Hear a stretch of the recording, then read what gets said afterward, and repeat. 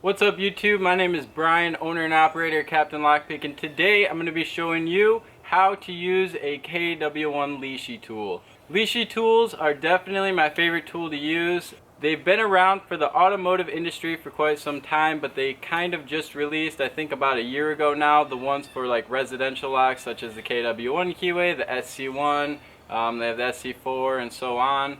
They're pretty easy tools to use. There is a little bit of a learning curve, but I think that most people within an hour of practicing with them for the first time, I think they can get them down pretty good.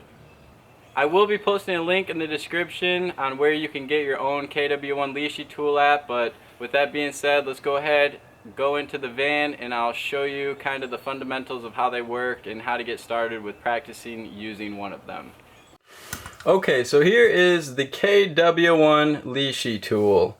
This tool is very easy to pick locks with. KW1 keyways are usually very easy locks to pick they're very easy locks to pick either way, but this tool has made it even easier. Right here we have each of the spaces. Looks like it's got a little bit of lubrication on it from the last time I used it. Let me wipe some of that off here. But at the top you'll see the 5 spaces. Over here on the right you'll see all the depths.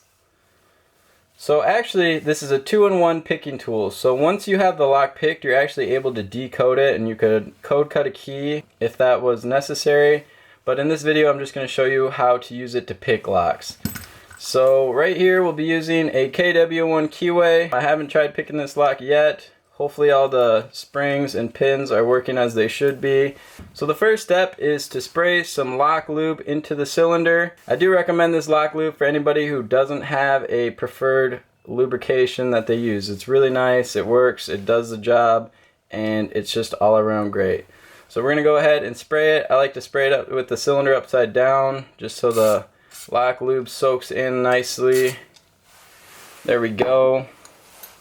Okay, so go ahead and take your tool, pull out the flap. I like to pull this tab all the way back right here just to make sure that I don't break off the tip when I'm sticking it into the cylinder. Go ahead, slide it in. Make sure that it's inserted all the way right here. So you'll kind of feel it stop right at the tip stop on the Lishi tool. That means it's all the way in.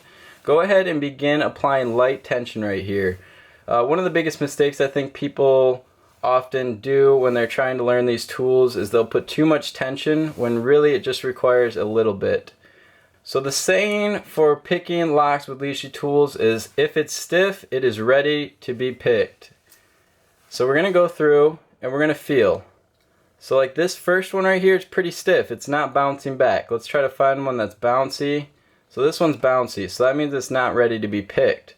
But since this one is stiff, we're going to go ahead and slowly pull it down until it clicks into place, like so.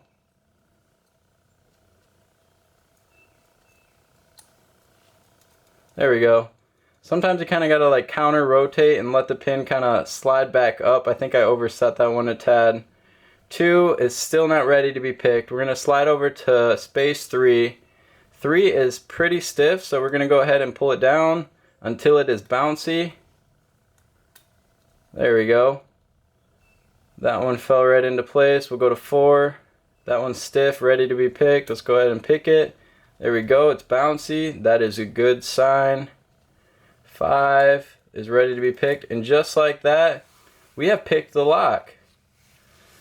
I'm going to go ahead and reset the cylinder. We're going to slide the tool in. Remember, pull this tab back right here just so we don't risk damaging the tool. They are kind of breakable. Slide that in all the way to the tip stop. Oh, there we go. I'm going to begin applying light tension again right here. We'll start at 5 this time. 5 is ready to be picked. As you can see, it's kind of stiff and it's not bouncing. There we go. It is now bouncy. Let's move on to 4. 4 is actually springy, so we're going to continue on to 3. 3 is springy. Let's skip that one. Go to 2. 2 is springy, so we're going to go to 1. 1 is stiff, so let's go ahead and pick that one. I like to kind of just ease it down until it falls into place. Looks like I overset that one again here, so I'm going to kind of counter rotate. There we go. That's where we want it. Let's go back to 2. 2 is ready, so let's go ahead and pick that one. Bouncy, good to go. 3 is ready. Pull it down. There we go. And 4 is springy, not ready. Let's go back to 5. Looks like we lost 5, so let's go ahead and pick that one. Looks like it's good. Head on back over to 4. 4 is stiff. Looks like it's ready to be picked. And boom, just like that. You've picked the lock. So the cool thing about these Lishi tools is it really doesn't take a whole lot of skill. So I've said it once in my other videos and I'll say it again. I'm pretty sure the average person could pick up one of these tools, and with about, let's say, an hour of practice, they could become a decent lock picker. So they have really changed the lock picking game. And, you know, shout out to Mr. Lishi. He's the one who designed this tool. And he's done such a fantastic job, and he's really made lock picking easier for locksmiths. So thank you, Mr. Lishi. Thank you for watching my video on how to use a KW1 Lishi tool. I hope you guys learned something. I hope that my instructions were pretty easy to follow. If you do have any questions, feel free to leave them in the comments. I'm trying to get to 1,000 subscribers, guys. That would be awesome. Go ahead and click that subscribe button and turn on bell notifications so you guys can see whenever I post a new locksmithing technique video.